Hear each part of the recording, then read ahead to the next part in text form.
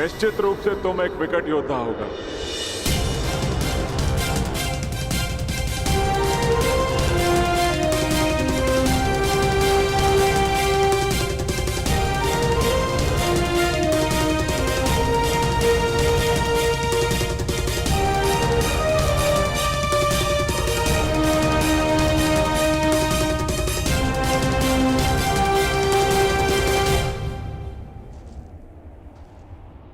अपने जीवन में तुम जैसे शूरवीर और हठी योद्धा से मेरा आज तक सामना नहीं हुआ,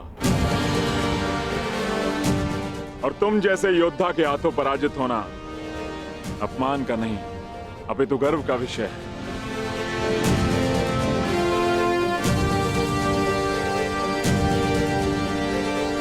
संसार जरासंध को बहुत ही कठोर और धुरंधर योद्धा समझता आया है, लेकिन ये बात बहुत कम लोग जानते हैं कि जरासंध शक्ति का पुजारी है। और आज तुमने अंग की आत्मनिर्बलता ही नहीं अपितु जरासंध का सम्मान भी पा लिया है। अंगराज, मगध की मित्रता स्वीकार करो, और इस मित्रता के चिन्ह स्वरूप मैं तुम्हें मगध की मालिनी नगरी भेंट करता हूं।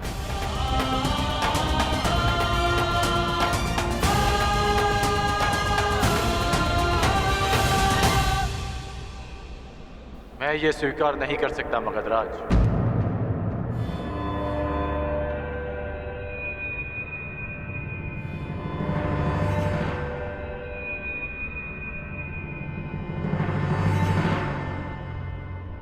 मैं अंग का शासक हूं। जब तक अंग को सम्मान नहीं मिल जाता, मैं आपका सम्मान स्वीकार नहीं कर सकता। गंगापुत्र भीष्म, ये दुर्लभ रत्न कहां से प्राप्त हुआ? क्या आपके तुनीर में ऐसे और भी अस्त्र हैं?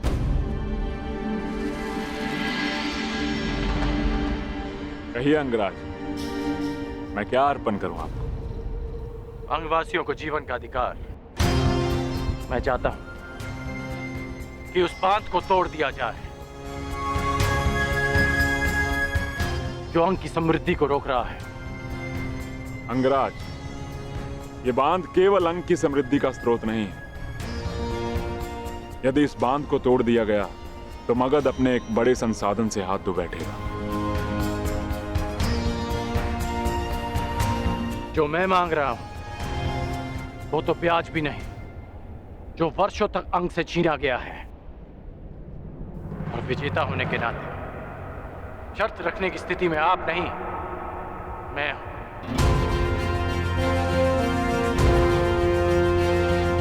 धनुर्विद्या के साथ साथ कूटनीति में भी कुशल हो तुम अंगराज। ठीक है,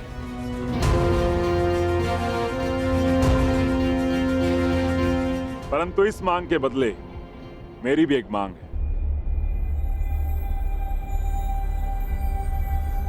कि मुझे जब भी तुम्हारी सहायता की आवश्यकता पड़ी, तुम एक बार मेरी सहायता करने अवश्य आओ।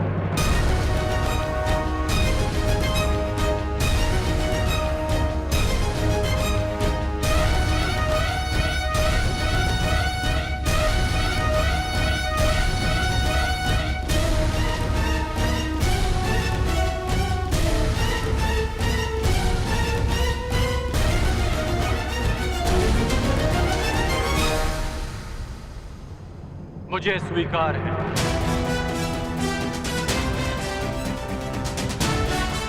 तो वचन दिया मित्र, तुम एक बार मेरी सहायता के लिए आओगे, और ये जरासंध हर बार तुम्हारी सहायता के लिए प्रस्तुत होगा। तो आप ये बांध कब तोड़ेंगे? आप इस बांध को गिराने के लिए तुम्हारा केवल एक ही बाण पर्याप्त होगा अंगराज।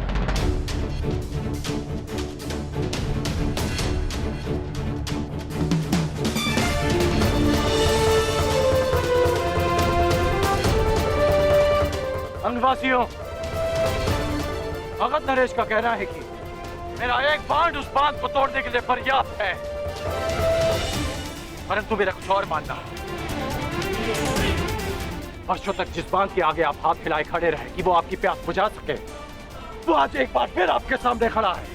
परंतु अब समय आ गया है कि आप अपने फैले हुए हाथों को मुट्ठी बनाकर स्वयं उस बाण को तोड़ दे जो आपकी प्यास और जल के मध्य खड़ा है। तो आगे बढ़िए और तोड़ दीजिए उस चट्टान को जो अंगवासी और अंग के भविष्य के मध्य खड़ा है। एक नई जीवन धारा का स्वागत कीजिए। प्रहार करो।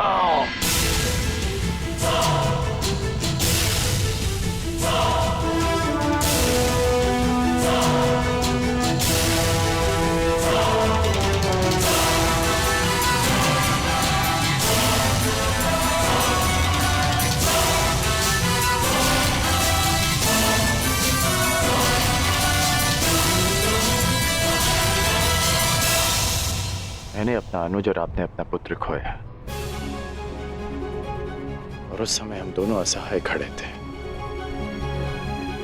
हम बीते हुए कल को तो नहीं बदल सकते, परंतु जो कल आने वाला है वो हमारे हाथ में है। शोन की मृत्यु का प्रतिकार करने के कई अवसर मिलेंगे मुझे, परंतु ये अवसर आपका है।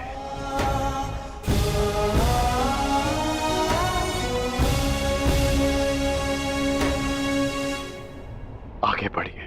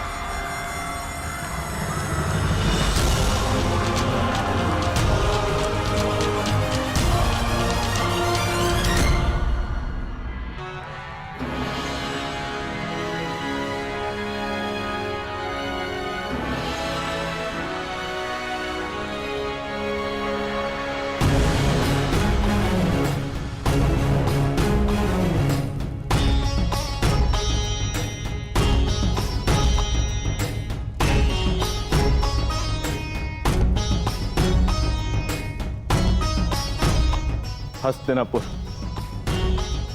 अपने युवराज का स्वागत करता है। युधिष्ठिर,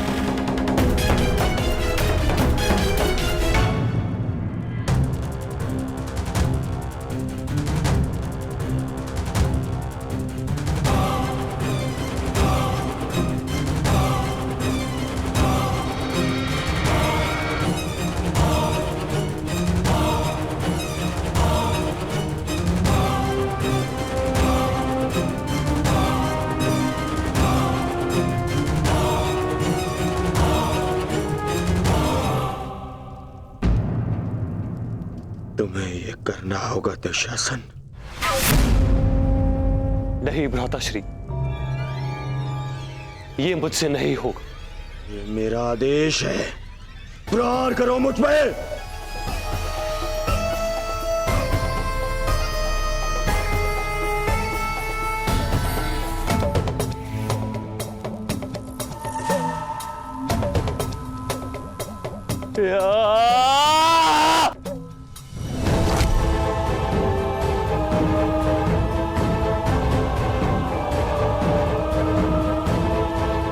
और जोर से।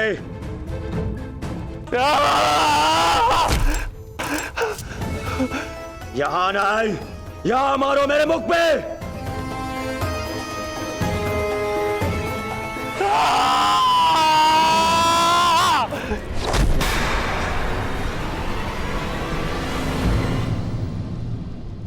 दुर्योधन,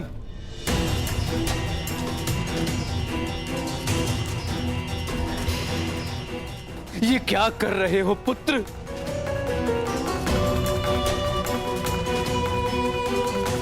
उस प्रहार की पीड़ा को न्यून करने का प्रयास कर रहा हूं जो आपने मुझ पर किया है। दुशासन, मारो मुझे।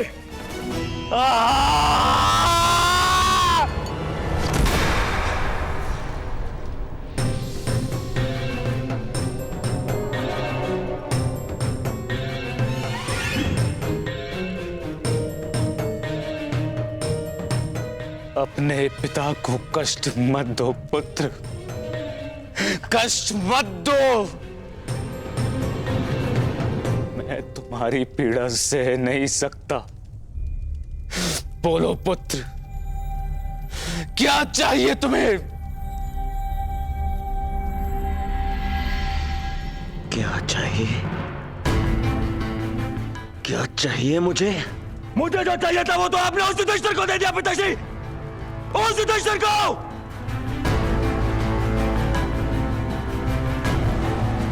उस युवराज पद पर मेरा अधिकार था। उस मुकुट पर आपके ज्येष्ठ पुत्र इस दुर्योधन का अधिकार था। क्यों किया आपने ऐसा पिताश्री, क्यों? मैं विवश था पुत्र, विवश था मैं, क्योंकि पांचाल नरेश को उन पांडवों ने पराजित किया। परंतु तुम व्यथित क्यों हो पुत्र? युधिष्ठिर अभी केवल युवराज बना है, सम्राट नहीं। और एक युवराज को कभी भी, कहीं भी, किसी के भी आक्रमण का उत्तर देना पड़ सकता है पुत्र। युधिष्ठिर को युद्ध में मैं भेजूंगा, मैं।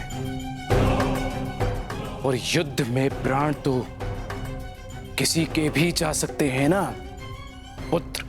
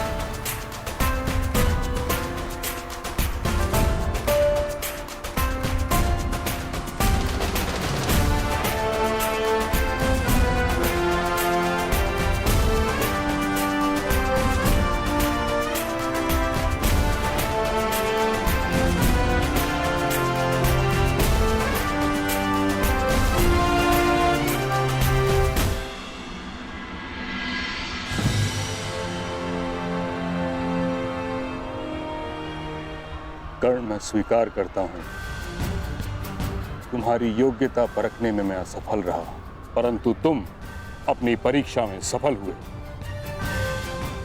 तुमने अंग में परिवर्तन प्रारंभ कर दिया। तुमने सिद्ध कर दिया कि तुम राजा बनने योग्य हो। तुमने अपना वचन पूरा किया। अब मेरी बारी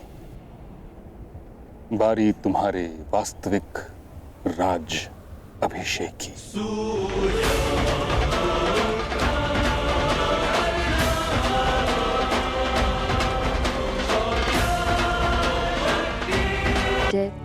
हम सूतों के लिए एक नए युग का सूत्रपात करेगी। प्रयास यही है रुशाली, परंतु मेरा लक्ष्य पाना इतना सरल नहीं। न जाने और कितने युद्ध लड़ने होंगे, कुछ दृश्य शत्रुओं से और कुछ अदृश्य शत्रुओं से। युद्ध होगा तब देखा जाएगा कर्ण। अभी तुम्हारा राज्याभिषेक है, इसके पश्चात क्या करने वाले हो कर्ण? यह सुनिश्चित करूंगा कि अंगवासियों को प्रजातंत्र मिले और उन्हें अपने जीवन पर स्वाधिकार मिले। मैं अंग के विषय में नहीं कह रही हूँ कर्ण, अपने विषय में कह रही हूँ, हमारे विषय में। हम तो साथी हैं और भविष्य के विषय में भविष्य में विचार करेंगे। विचार करने में ज्यादा समय ना लेना अंगराज। ये स्मरण रहे कि एक अविवाहित कन्या समाज की रीति नीति के विरुद्ध बिना किसी संबंध के यहाँ तुम्हारे साथ आई। अविवाहित में से हटाने में कितना समय लगता है रुशाली? धनुष से प्रत्यंचा एक बार जुड़ जाए तो धनुष के भंग होने से ही वो अलग होती है। शुभ दिन आए हैं कर्ण, शुभ शुभ बोलो। शुभ दिन आते नहीं है रुशाली, उन्हें लाया जाता है अपने परिश्रम से। शुभ दिन लाने के लिए लंबी यात्रा करनी होती है।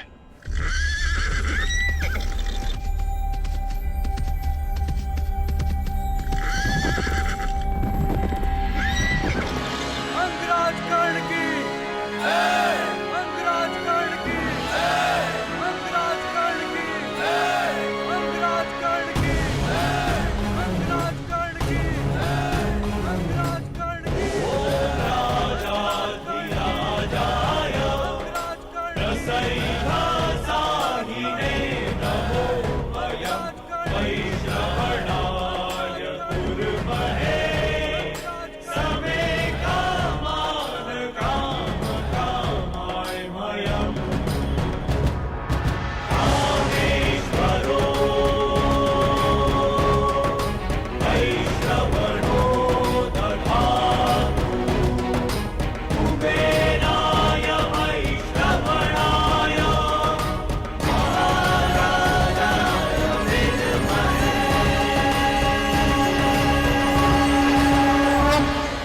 स्वागत है अंगराज।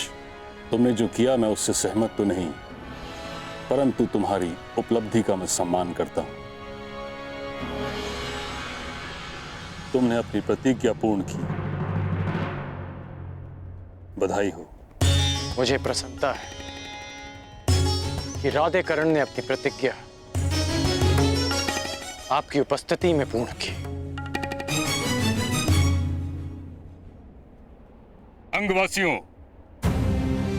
आपके राजा ने अपने पराक्रम, निष्ठा और शौर्य से एक राजा होने के अर्थ को सार्थक किया है। मैं शांतनुसूत भीष्म 5 तत्वों, 7 तलों और आप सभी को साक्षी रख के मैं राधेकर्ण को अंग प्रदेश का राजा घोषित करता हूं।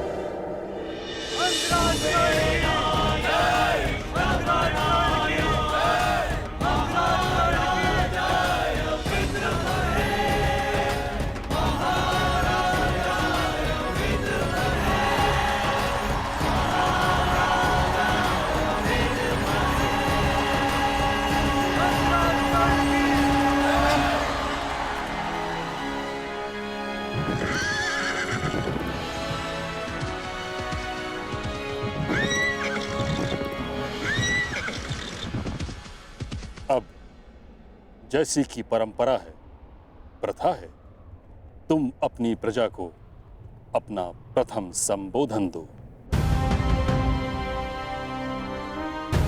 अंगवासियों, मुझे आशा है कि आप अपने राजा के लिए शीघ्र ही एक उत्तम सिंहासन की व्यवस्था अवश्य करेंगे। उसकी आवश्यकता नहीं महामहिम।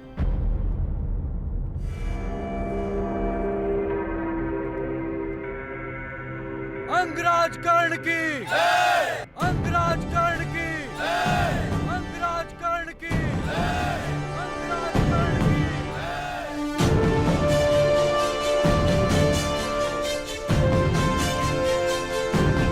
मुझे स्मरण है जब पहली बार मैंने अंग की धरती पर अपना पांव रखा, मेरे स्वागत के लिए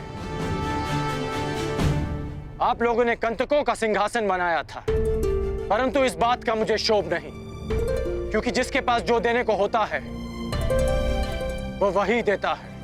और मैं वचन देता हूं कि आपके जीवन से हर कंटक, हर पीड़ा को दूर कर दूंगा, ताकि फिर आपको कंटकों का सिंहासन ना बनाना पड़े। अंगराज कर्ण की अंगराज कर्ण की।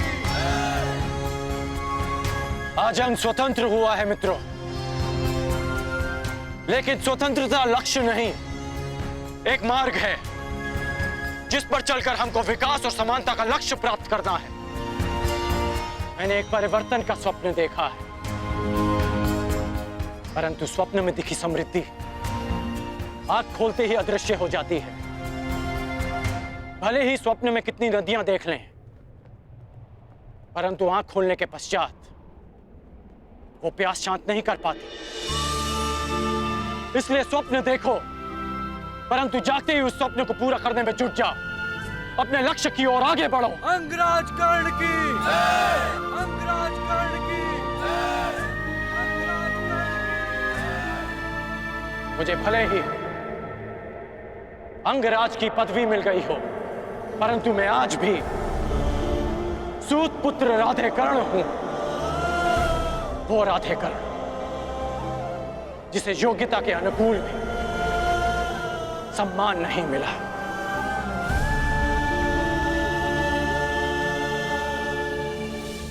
अंग का लक्ष्य है सम्मान पाना, अंग का लक्ष्य है परिवर्तन पाना। मेरी नीति कहती है कि राजा को शासन नहीं, सेवा करनी चाहिए अपनी प्रजा की, अपने राज्य की, और वही मैं करूंगा।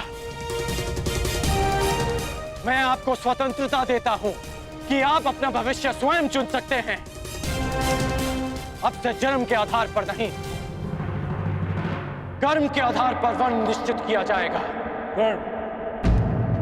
तुम्हें भान भी है कि तुम क्या कह रहे हो? यह असंभव है। क्यों? मैं अंग का शासक हूं, मैं अपनी प्रजा के लिए कोई भी घोषणा कर सकता हूं। तुम्हारा प्रशासन हस्तिनापुर के शासन के अंतर्गत आता है। किसी भी नीति या नियम में परिवर्तन हस्तिनापुर की अनुमति के बिना नहीं किया जा सकता। बस मेरे मित्र कुमार दुर्योधन के युवराज बनने का विलंब है मामाई। हस्तिनापुर निश्चित रूप से इस नीति की अनुमति देगा।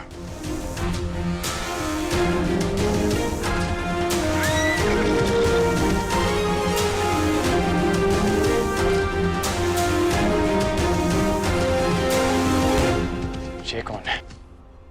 लगता है कोई संदेश आया है।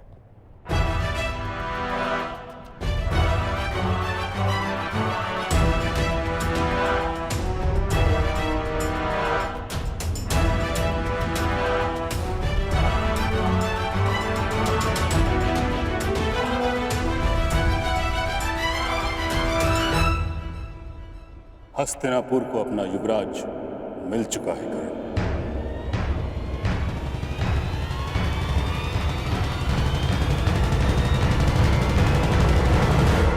युधिष्ठिर को युवराज के पद पर शोभित किया गया। अब तुम्हें कोई भी नीति लागू करने के लिए अपने मित्र दुर्योधन से नहीं, युधिष्ठिर से अनुमति लेनी होगी।